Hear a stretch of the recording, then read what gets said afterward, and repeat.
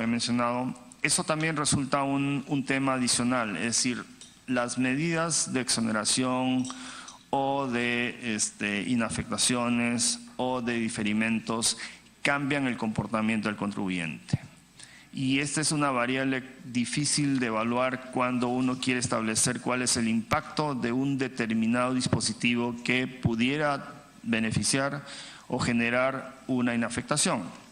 A veces se tiende a creer que el impacto va a ser exclusivamente el impacto que podríamos tener en base a las reglas actuales. Lo que demuestra a lo largo del tiempo es que una vez establecido el beneficio, el comportamiento de los contribuyentes cambia y el impacto puede ser bastante mayor o bastante menor del que uno estimaba cuando dio la norma.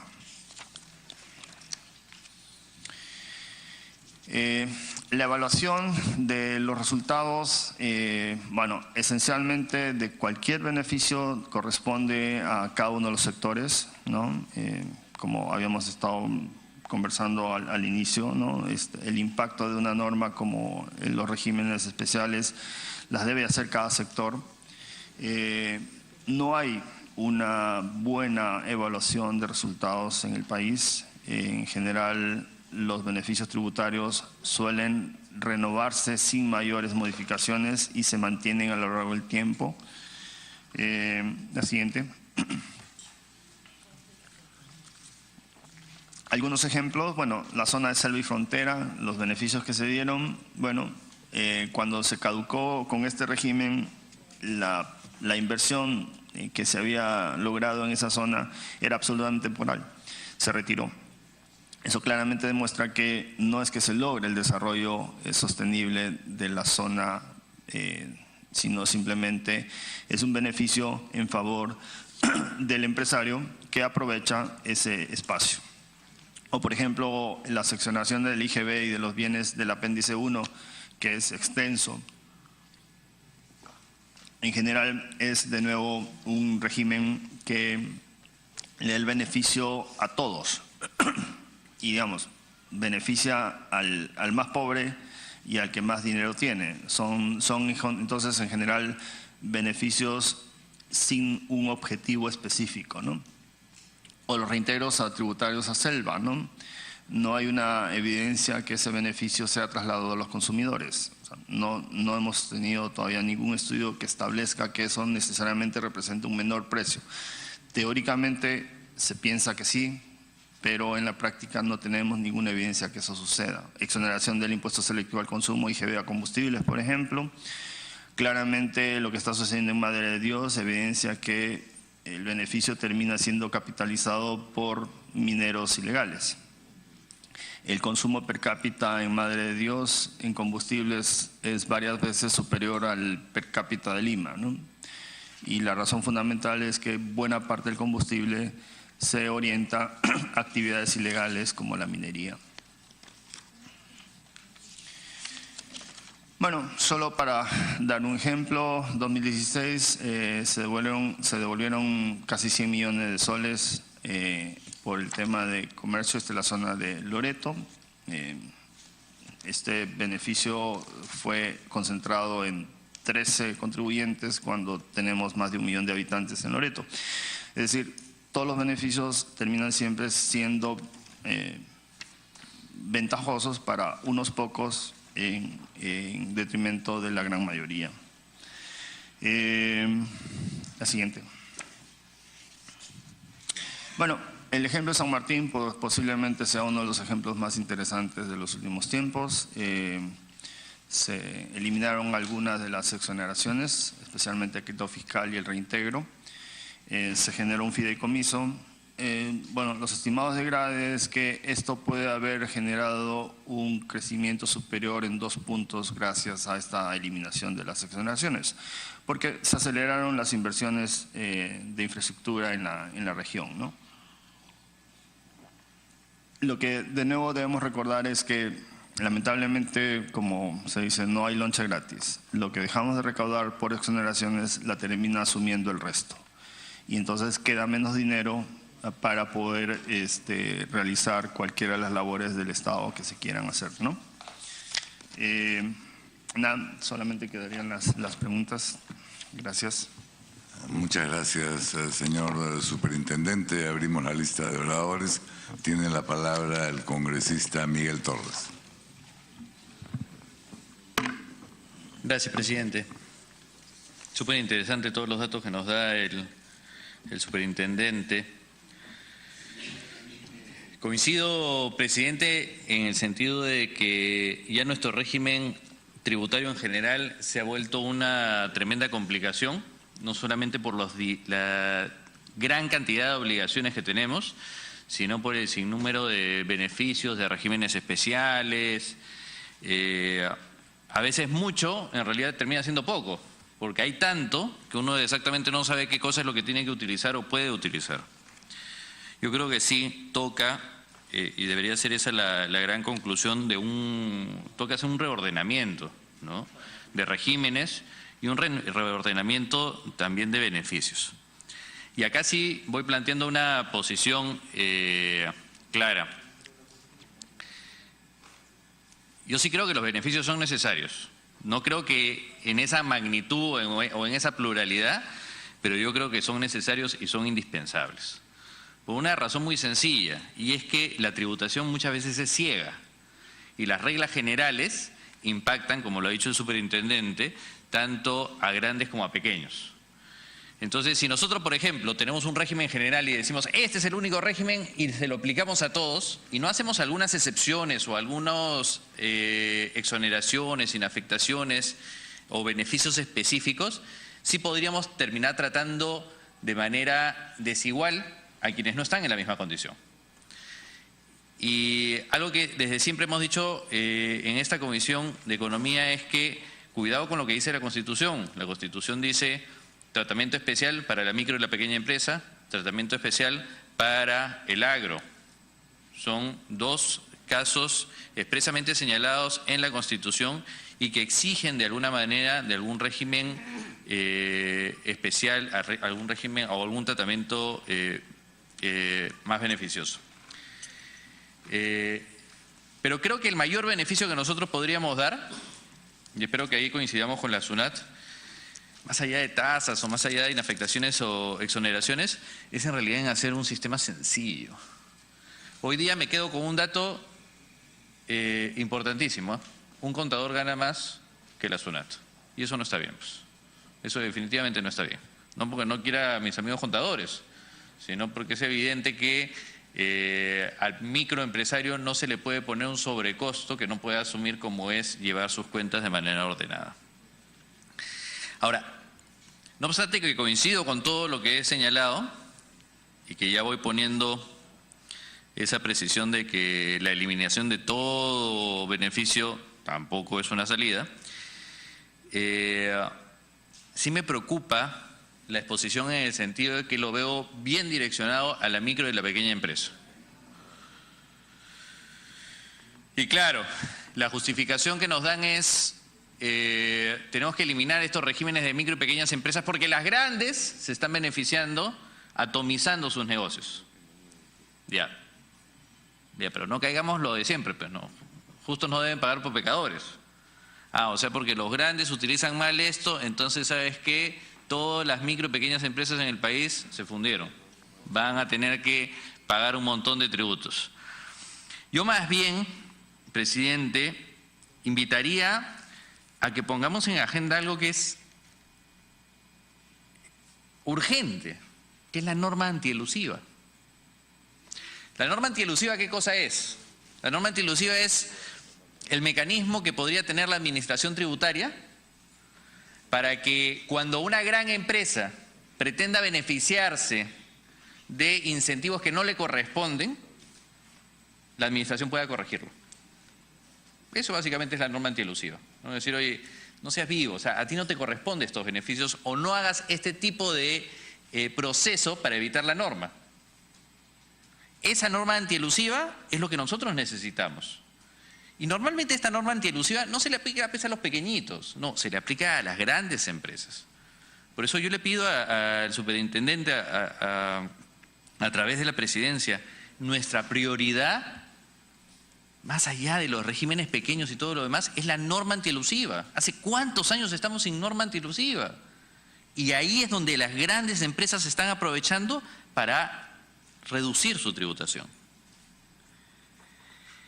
Y otra cosa que también deberíamos analizar, que de hecho con ocasión de todo este tema aeronáutico y todo, me ha llamado la atención, es sí hay exoneraciones, sí hay inafectaciones por tipo de actividad, por ubicación donde está la empresa.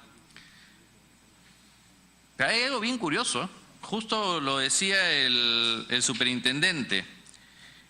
Las empresas de aviación tienen un mecanismo de trabajo bien curioso. No traen sus aviones acá, los alquilan. Los alquilan. Oye, y cuando se le paga el alquiler, ¿cuánto se queda en la SUNAT? Porque si estuvieran acá, casi el 30% se quedaría para la SUNAT de su ganancia. Pero como se le paga el alquiler, ¡oh maravilla! Solo la SUNAT se queda 6%. Y ahí no estoy hablando de la pequeña, de la microempresa, estoy hablando de una mega empresa que se le paga todo ese dinero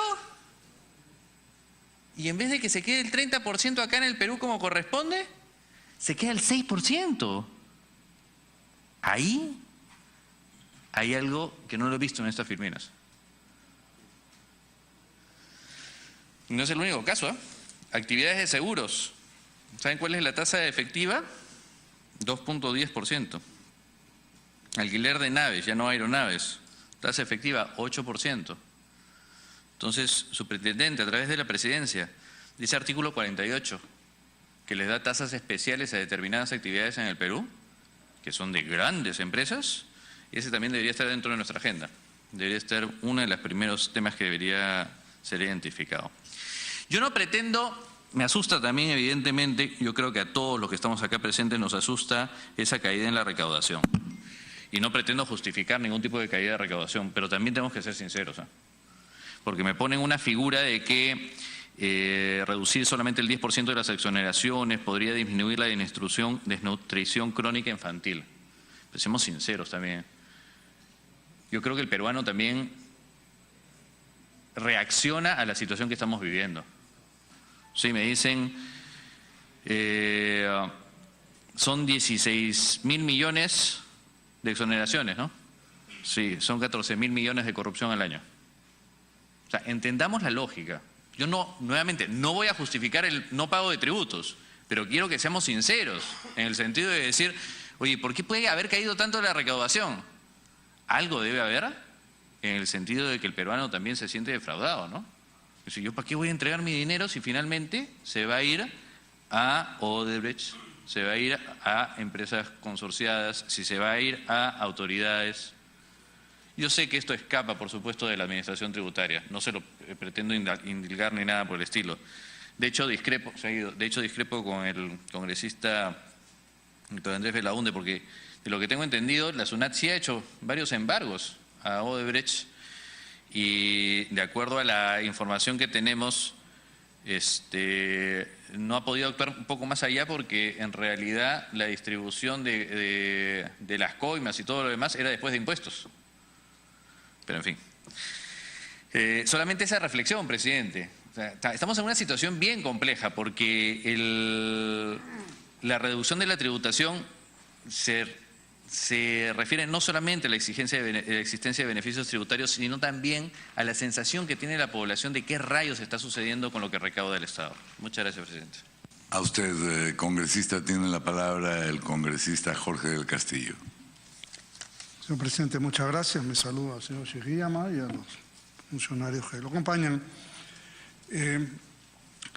Claro, la primera alarma está en la caída en los últimos años de 4 puntos de la recaudación tributaria. Y esta alarma se ve agravada cuando en el último año hemos caído 1.1, que es parte de esos 4. O sea, en lugar de haber recuperado, hemos seguido bajando. Y ahí hay que mirar un poco las causas de eso para poder... no vaya a ser que estemos nosotros dando medidas que van en el sentido contrario al deseado. Eso me parece una cosa muy importante que esta comisión debería hacer una reflexión que trascienda, ¿no? Para ver cómo podemos cambiar, porque entre los argumentos que acota la exposición de la baja de la recaudación está, por ejemplo, el tema del IGB justo, ¿no?, etcétera, que habría que estudiar los beneficios de este tema, cuántos beneficia, y en general yo voté a favor de eso, me parece bien en principio, pero si vemos estos resultados me preocupa, ¿no?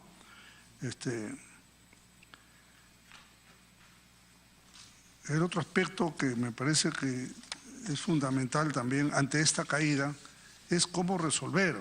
Y él ha dicho, acá hay un régimen de inafectaciones, exoneraciones que se puede revertir, creo yo que se debe revertir en parte eso, ¿no?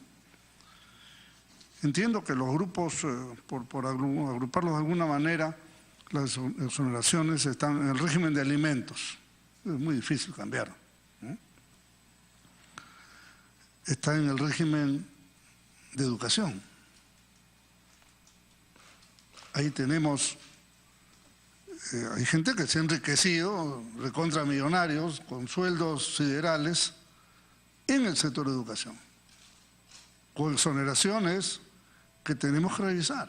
Y yo propongo que revisemos, porque así como hay universidades asociativas, que se entiende que no son con fines de lucro, aunque lucran como locos, ¿no?, porque esa es la verdad, y hay las societarias.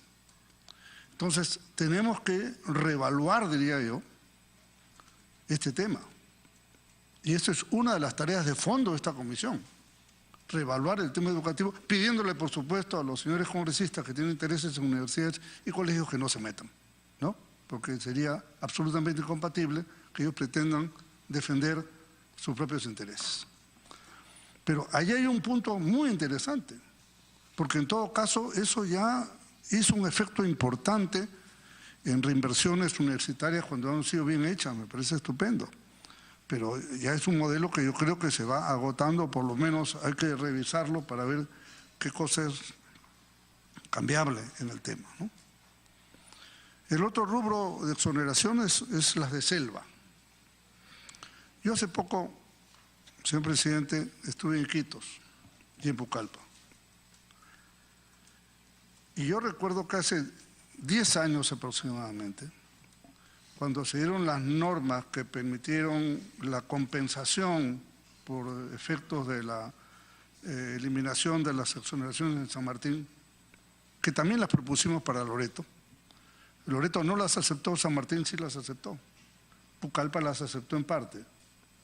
Pero hoy día yo veo, 10 años después, que Iquitos, que era la ciudad estrella de la Amazonía, ha sido largamente sobrepasada por Pucallpa y lo está siendo sobrepasada por Tarapoto y Moyobamba. Entre otras razones, porque San Martín ha sabido utilizar, por decisiones de gobierno que empezaron en esa ley del 2005 y disposiciones que se dieron en el 2006 y 2007, para, en un solo, por ejemplo, a San Martín, me acuerdo, viajamos hasta allá, le entregamos 68 millones de un porrazo, ¿no?, a Madre de Dios 30 y tantos millones, en fin. Y esto ha permitido, con la sinergia hecha con el gobierno regional de ese entonces, un progreso estupendo. Y eso ha permitido combatir, por ejemplo, el narcotráfico, ¿no?, mejorar la conectividad del departamento. Se terminó la carretera Tarapoto-Yurimaguas y se ha ido avanzando hacia el sur de Tarapoto, Picota, etcétera, ¿no? Entonces, y yo veo en Iquitos paralizado. Realmente es una pena. Y paralizado, y más bien, yo diría, hasta retrocedido, ¿no? Entonces, es fundamental, y lo vemos a la luz de este informe, hacer una revisión profunda de las exoneraciones de selva. Y me llamó mucho la atención, porque quiero comentarle esta anécdota que viene al caso. Tuve una reunión con el gremio de mototaxistas de Iquitos. Allá pues la gasolina está subvencionada, en fin, ¿no? tiene exonerada pues de selectivo consumo y de GB, ¿no? Bueno, me llamó mucho la atención que los mototaxistas reconocieran que esas exoneraciones al pueblo no les significaba nada, que eso era para los griferos, que era para 3, 4 empresarios de la zona y nada más. O sea, he encontrado, señor Sugiyama, a través de la presidencia, un nivel de conciencia popular absolutamente distinto a hace 10 años, porque han visto que las otras ciudades de selva los están pasando. Entonces, yo creo que aquí lo que habría que hacer es proponerles, no digo una eliminación total, ¿no? Pero estudiar qué cosa es lo que se puede cambiar. Y por ejemplo, pongo un ejemplo de cómo se podría cambiar algunas cosas en beneficio directo a la población y no que quede en 4 manos, sino a la población. El mismo sistema que nosotros estamos estudiando y hemos propuesto de creación de seguridad social para mototaxistas y taxistas en selva, si ellos pagan su impuesto, esa parte de impuesto puede servir también directamente a la avena para ellos, para abonar parte, ¿no?, que se suma a lo contributivo de ellos, porque tienen que contribuir, no hay cosa regalada, para que tengan seguridad social y eventualmente también pensión. Y eso podría ser una parte mínima para ilustrarnos más o menos del precio de 12 soles que cuesta la gasolina 90 octanos, que es la que ellos usan. El costo es 8, la diferencia es impuestos y el pequeño margen de los griferos. Entonces ahí tenemos 4 soles flotando, ¿no?, que podrían, con parte de eso, financiar. Estoy dando una fórmula que podría servir, entre otras, para... Loreto tiene que resolver su conectividad, se pueden hacer estudios, se han gastado plata en que se van a hacer un tren, una carretera, pero la verdad es un tema a estudiar absolutamente, ¿no? Si es que vemos, señor presidente, cómo sí se puede hacer aplicaciones concretas, especialmente en la zona de la Amazonía, donde están los pueblos más pobres del Perú. La zona andina es terrible, pero la zona amazónica es peor, especialmente por su aislamiento, su lejanía y su pobreza. Y me parece que, si bien no necesariamente pasa por SUNAT una revisión de estas cosas, sino esto es un trabajo que hay que hacerlo con el Ministerio de Economía y Finanzas y acá en esta comisión sustancialmente, para tratar temas de fondo del Perú. A ver, Guaido, le preguntaba los datos, cada punto de caída de la presión tributaria es 7.000 millones. 7.000 millones. O sea, el Perú ha dejado de recaudar en los últimos, por 4 puntos de caída, 28.000 millones por año. Hecha pluma por el número de años, porque esta caída empezó el 14. Y claro, la caída de este año todavía es el eco del gobierno anterior, ¿no?